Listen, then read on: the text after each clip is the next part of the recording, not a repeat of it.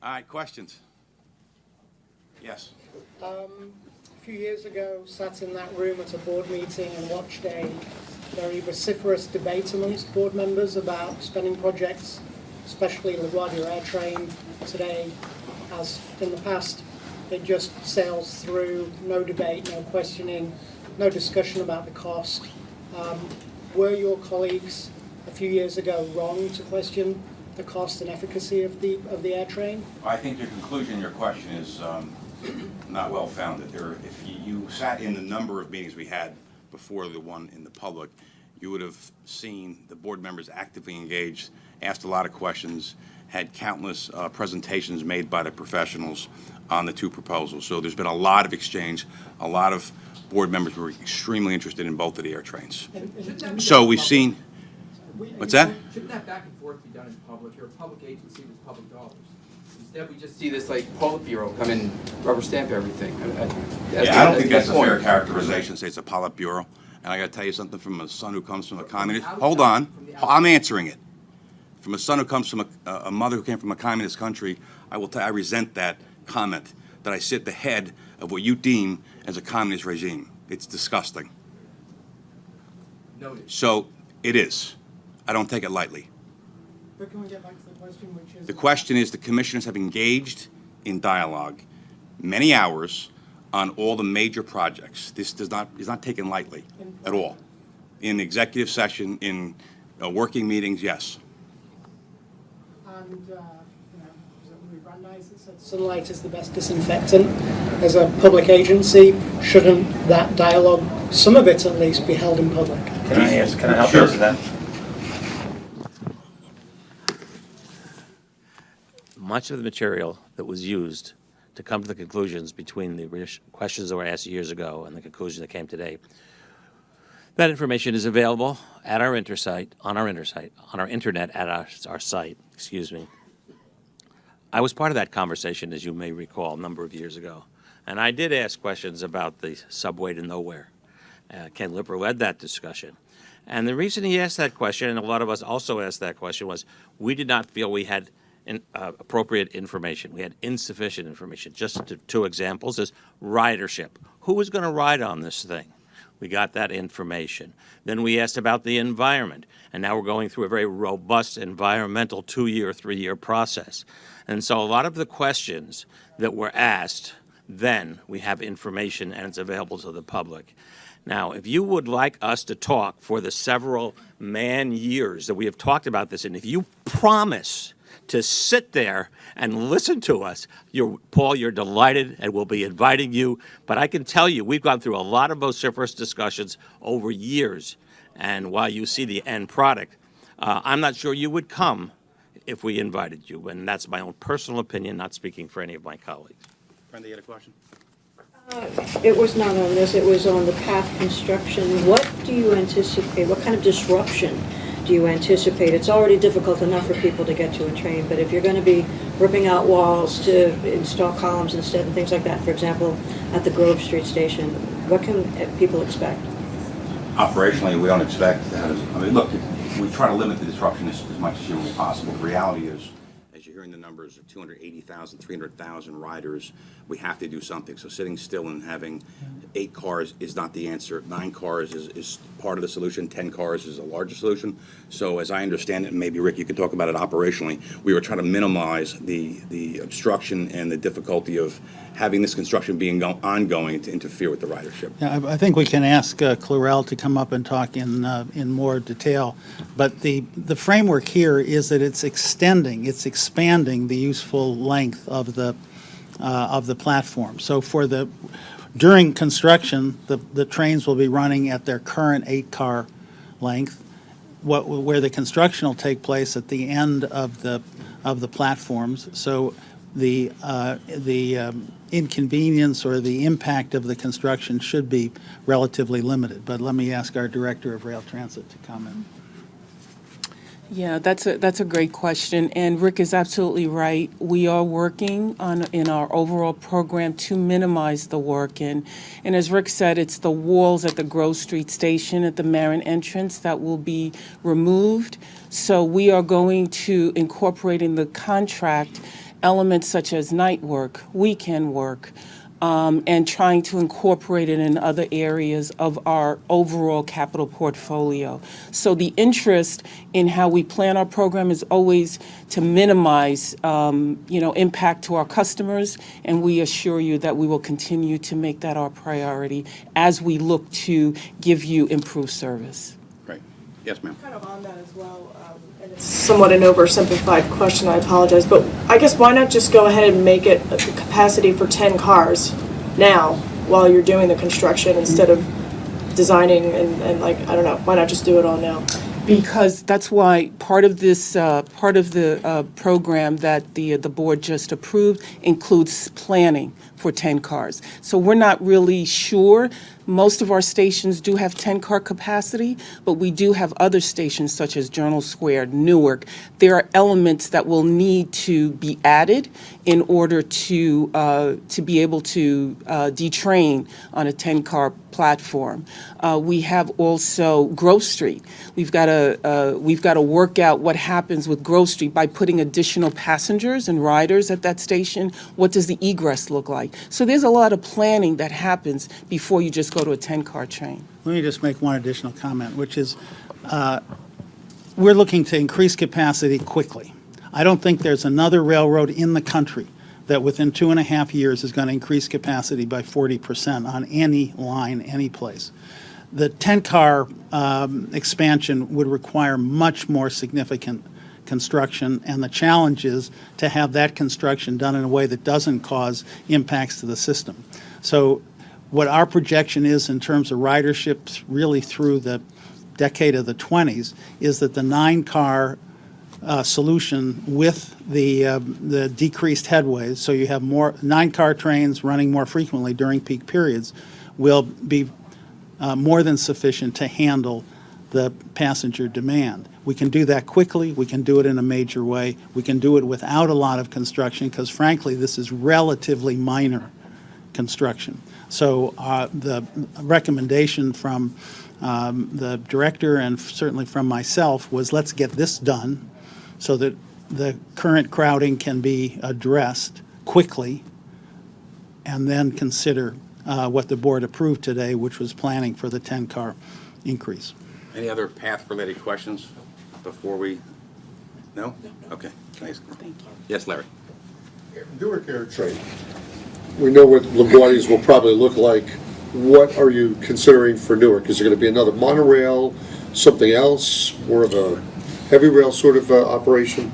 Well, this is going to be a design, build, operate, and maintain. So part of the competitive procurement that we expect is to have the private sector come to the table and identify alternatives. Some may recommend certain technologies, some may recommend others, but that is, we foresee that being part of the competitive process. I think if you were just taking a step back, is it likely to be a monorail? I think the answer is probably, but the fact is it is simply going to be a design build competition, and to the extent there are creative ideas, both from a performance point of view and a financial point of view, we will obviously be evaluating them carefully.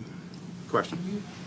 Talk a little bit how the thinking on the Newark Air Train may have shifted, because if I'm not mistaken, I don't think it was in the 10-year capital plan from a couple of years ago, was it? I mean, I think what was in the plan at that time was a $300 million repair. So what changed that now you're at the point where you're going to be spending $2 billion to I just, because I'm sort of the historian around here, that set of trains was put in place in 1996.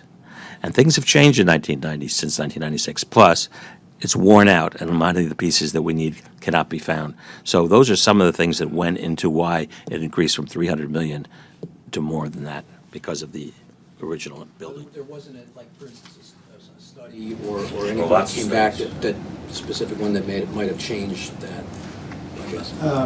Well, we could ask our Director of Aviation to speak to this, but this has always been, I know from the agency's point of view, on its very high priority list of projects. It is accurate that it was not included in the prior capital plan, rather a repair regime. And one reevaluates this, and in the context of the 2-year refresh program, I would also note that Governor Murphy asked the agency to look very carefully at it. And so when we looked carefully at it and we considered financing for it, we were able to figure out a way to include it and add it to the capital plan. But the fact is, this has been a very high priority item for the agency, given the state in which the current air train is. Huntley, do you want to comment further?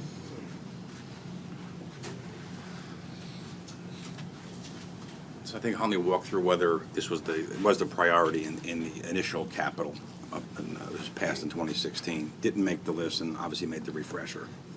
Well, back in 2015, the board authorized a planning study for the replacement of Newark Air Train. So at least back in 2015, we were thinking about replacing the air train in the future.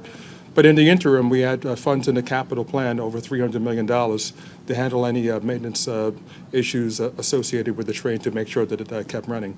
So this was just a natural progression of that planning study where we looked at different opportunities for siting the system, alignment, different technologies. So this was just an evolution of the planning study that started in 2015.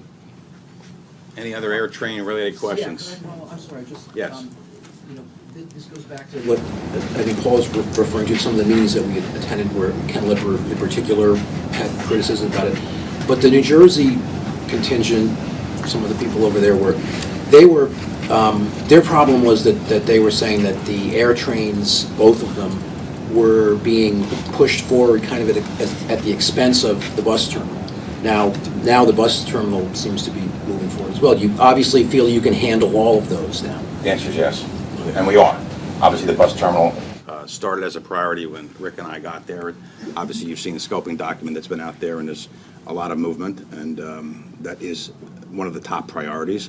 And given the thinking of this new board and this new composition with the new executive director, we think the priorities of having the 2 air trains, reaches that top level priority as well, all of which we can handle. Yeah, and to the extent that what underlies this is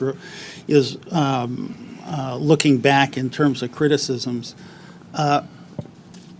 from my point of view, and I think from the board's point of view, we are 100% behind having workable, high-quality rail mass transit links to the airports, period. To the extent that there were criticisms voiced in the past, my own judgment is they were totally unfounded. So we are moving forward on the air train, and just again, in order to have a reliable, predictable ability to get to the airports, second, to get cars off of our congested roadways. It's good to get cars off of congested roadways from an environmental point of view. It's good to get cars off of congested roadways simply from the point of view of people who are not going to the airports, not to have the airport traffic added to their already overburdened capacity. Anyone else on air train? Yes. Yeah, just about the reliable journey time. Can you help me understand, for example, if I fly into LaGuardia Airport and I have a meeting at Hudson Yards, I'm going to want to take the train to Penn Station. I'm going to come down, let's say I wait 2 minutes for the air train, and then is it 6 minutes journey time to Willets Point? It's 4 to 6. So now it's 8-10 minutes into my journey. When I arrive at Willets Point, there are only 2 trains an hour to Penn Station. So look, railroads have schedules. You can look at what the schedules are. You can know exactly what your transfer time is going to be. They're going to run both to Penn Station and to Grand Central. People will have different destinations. The travel time has certainly the capability to be 30 minutes, but the point is it's predictable and reliable. And you can look at the schedule, anyone can look at the schedule, and they can determine what their travel time is. Right now, that is simply not the case. You have no idea whether it's going to take you half an hour, 45 minutes, or in many cases, an hour and a half to make the journey. But as So, somebody who goes through Penn Station every day, I can tell you it's not the most reliable, it's the busiest train station in the country. There are frequently 10, 15 plus minute delays on trains in and out of that station. yes, so You may experience that. What I would say is that it is a less, it is likely to be less of an issue, particularly going forward. You may have noticed that the MTA is investing additional and incremental money, not only in the subway system, but in the Long Island Railroad and the Metro North system. But the one thing that I defy anybody to say, in fact, I recall reading an article in the Wall Street Journal about it, that the travel times to and from LaGuardia were demonstrably longer based on important research that the reporter had done based on TLC records, so that there really can't be much of an argument about it, that travel times had already increased dramatically, and if you look forward, it's only going to get worse. Any other questions? Yes, in the back. I have a question for Rick. So on Monday, we asked Governor Murphy what his thoughts were on discontinuing the carpooling for the tunnels and the bridges. We just wanted to know if you've been in contact with him, because he kind of said he wanted to put in a request. To answer your questions, we have been in contact with Governor Murphy's administration, had some nice conversations today, explained the reason why we went cashless, and it's severalfold. First of all, senior staff has been looking at this for a while, whether it's Bayonne, Staten Island, or certainly at the current location. Once we have gone cashless, here's what happens. We are targeting on the GW to lose probably 975 accidents that currently occur. Our safety experts are telling us if we go cashless, because of the mergers, the way it's configured right now, it causes X amount of accidents. And they're saying by doing this reconfiguration with cashless, we will reduce our accidents in that area by 75%, which is about 975 cars. One. Two, from a safety aspect, you have individuals waiting on to cross, waiting to get in your third and fourth vehicle in a passenger car or van, and that's causing a safety concern. Three, from an environmental standpoint, by doing this, we think we're going to save 210,000 hours, first of all, so you're not idling with the emissions. I think the calculation by doing this, in this particular point, we're going to save, I think, about 330,000 gallons of gas. By doing this at this particular region, we'll probably save about 2,800 metric tons of CO2. And putting all of those things together, we think it's wise from a safety and environmental standpoint to go along with the other bridges and crossings by going cashless. Now, if technology in the future changes that, where we can have some, mechanical way to kind of have this carpooling, which accounts for about 3% of our overall ridership, we would certainly entertain it as long as these other factors are being considered. So for now, still not doing it, but maybe in the future. If the technology in the future allows it, while safeguarding against some of these concerns we have now, I think we will certainly explore it. Thank you for your question. For Rick Cotton. On August 23rd, you signed a letter to the federal government with the Port Authority as the sponsor of the Hudson Tunnel project. Perhaps it won't be the sponsor if the Gateway Commission is ever set up, if the New Jersey Senate approves the nominees. For now, though, the Port Authority is the sponsor.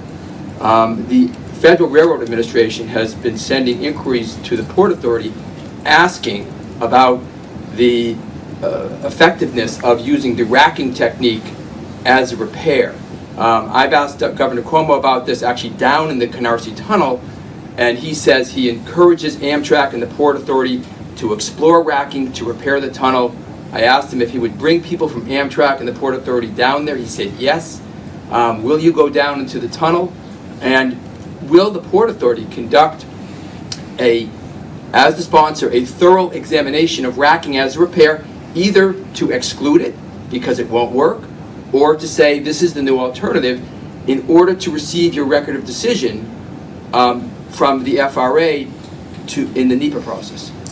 So that letter was submitted on behalf of the partners in the Gateway project. The Gateway Development Corporation, soon to be the Gateway Development Commission, is called that for a reason, which is the two states have identified that entity as the policy setting and ultimately the coordinator of financing and the overseer of or participant in the supervision of the construction.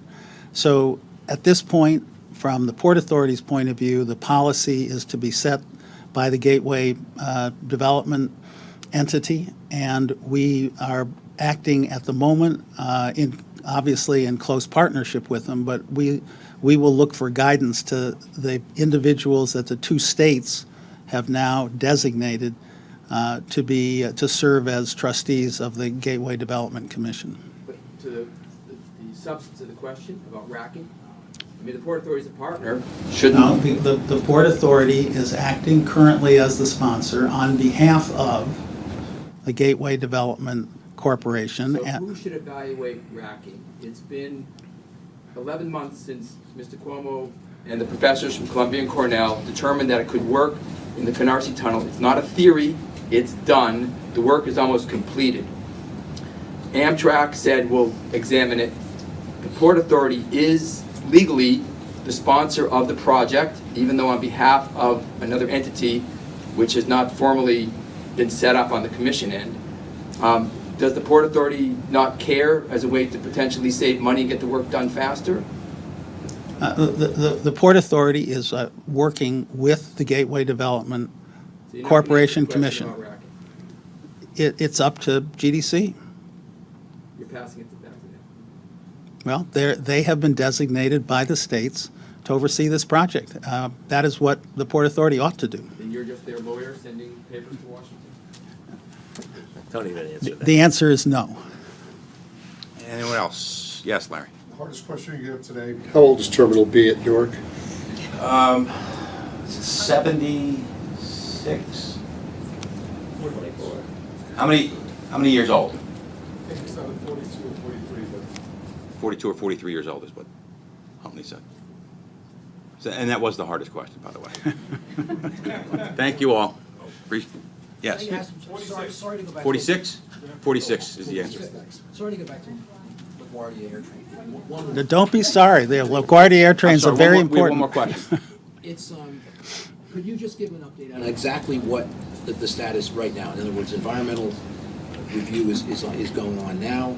What other work has been done? But also, if you could talk about the project itself, which seems to be extremely complex because you're going to be dealing with, I imagine, the FAA, the MTA, the Mets, National Tennis Center, everything. I mean, you've got, it seems extraordinarily complex. The air train is a mega infrastructure project. It is, all the mega projects are complicated. Each project is complicated in its own way.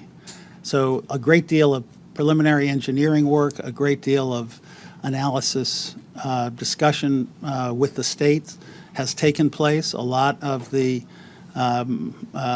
special legislation has been passed by the New York State Legislature. So the framework here in terms of where it is, a great deal of preliminary work has been done. The project itself has been proposed to the FAA.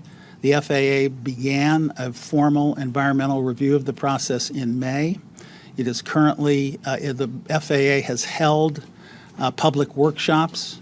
The FAA is conducting an environmental review process that is consistent with the National Environmental Policy Act, which requires extensive public participation. It is in the scoping phase right now to identify what alternative alignments should be analyzed, and to also identify the potential environmental impacts that should be analyzed. Once the FAA publishes its final scoping document, that will determine the framework for actually preparing the environmental impact statement, which then requires extensive study of the potential impacts. That is no different from any other EIS process. And so it is proceeding under the supervision of the FAA, the normal process to prepare an environmental impact statement. The FAA has set a framework to complete that process in the early part of 2021. It's their process. We respect that process. But as that process goes forward, we are doing everything we can on a preliminary basis, because any decision to move forward requires them to complete that process and come to a conclusion on the project. But we are moving forward And our view of it is what I said before, which is that from an environmental point of view, from a transportation point of view for those who want a reliable and predictable way to get to the airport, and from the point of view of the motorists on the clogged expressways in Queens and Manhattan, it is a virtue, a positive for them to reduce the number of cars that are headed for the airport. And the bottom line is, my view, and it's what I've expressed to the board, is that it is absolutely irresponsible and indefensible not to have a rail mass transit link to LaGuardia Airport. It is the only major airport on the East Coast that does not